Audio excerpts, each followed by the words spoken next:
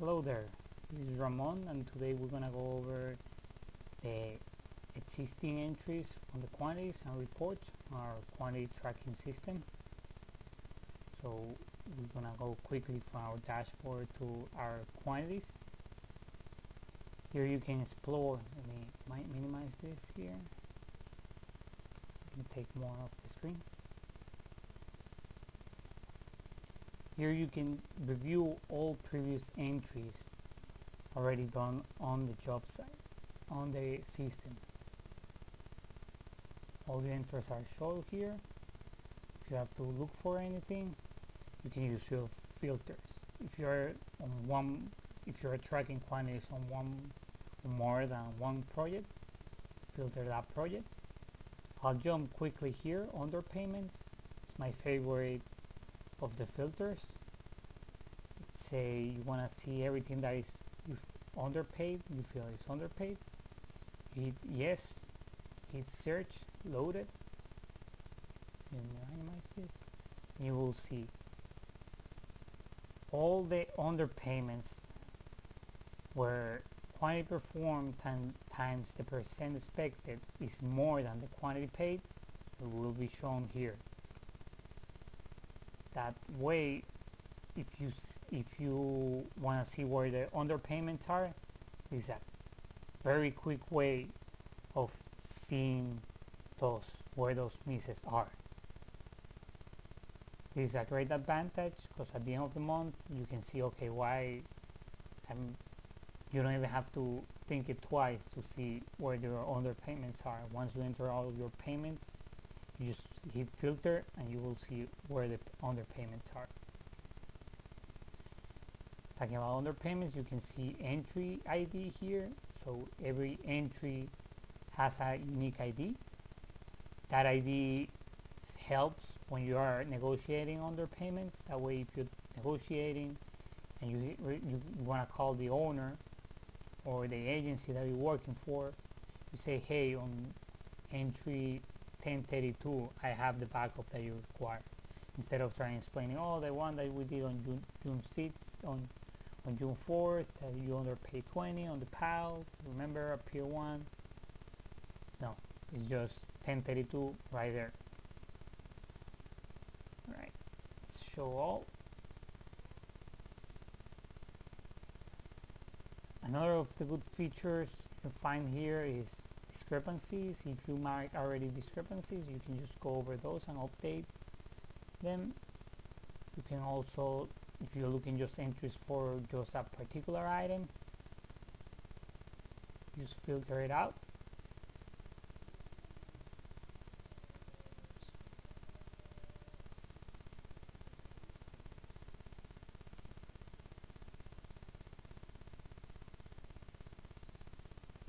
Just select the item that you want to select and just filter it out.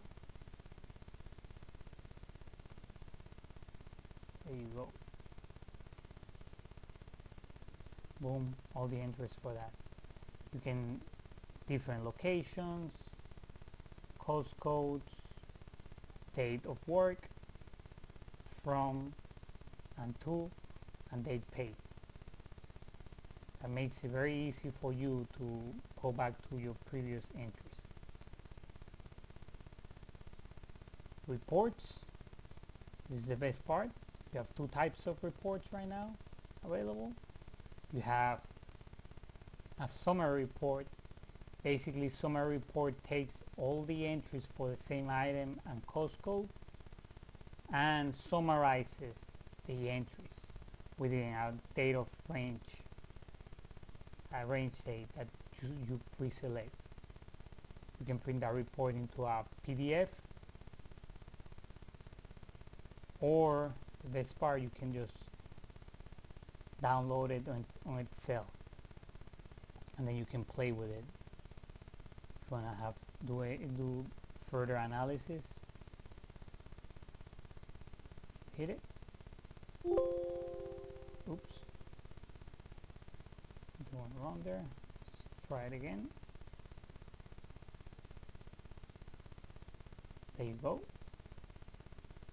You can see summary report. the date of the data it was printed. You have your items here. You can see you don't have entry description, you just have totals. You have for that item, you're expecting, you perform 500, but you're expecting payment for 450. You've been paid 0. And this is temporary deck support, cost codes, internal cost code, linear feed. You haven't upload any man hours to the system. This is a quick way of summarizing your job.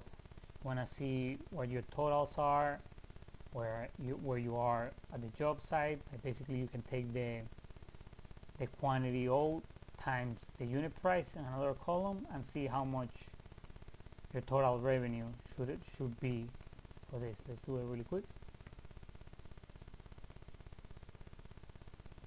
This is the beauty of being able to export the data to Excel. That way you can play and customize your data.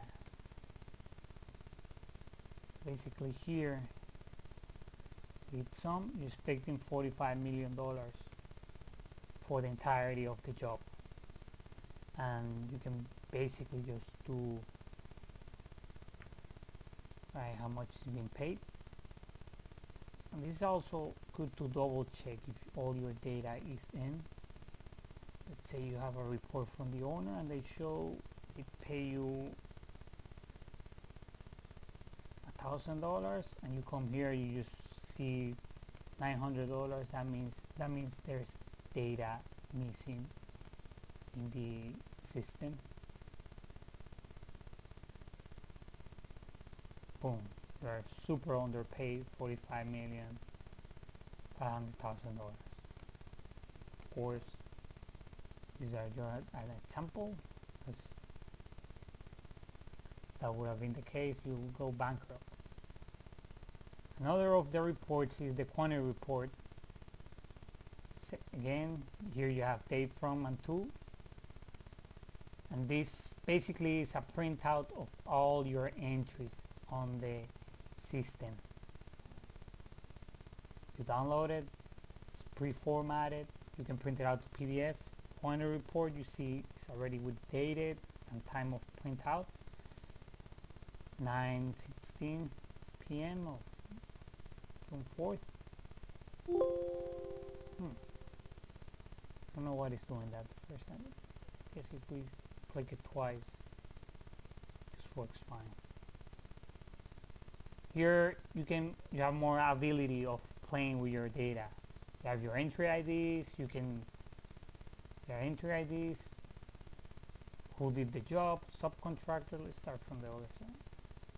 Item description, units, that's all your standardized entries. The date that the job was performed, who did the job, where was the location, the description, quantity performed, expected, date paid, quantity differential, any notes, and what the cost code is, and if it is a discrepancy or not. So basically you can just add a filter here, say okay, let me look at my discrepancies. Just want to check my discrepancies. Boom, you see what you have marked out discrepancies. You can see, oh, let me just check the work performed at this location at this kind. Let's say I-95 northbound, what's my entries there and what items has been performed. So it gives you a lot of flexibility to work on your data and review your entries. And the beauty, if you can see, everything is filled out because the system requires the user to do a full entry. The only thing that you can avoid entry is quantity paid, just in case you get paid after you do the entry, and the notes. But then everything else has to be filled out. That way you can have a nice set of data that you can analyze. You can check unit prices, unit costs, revenue, and so on and so on. It's one of the beauties of having a system that forces the user to be mindful when they do the entries. I hope you enjoyed this video. If you have any questions, go to our main website, send us a message, or just leave a comment below. Thank you. Have a good night.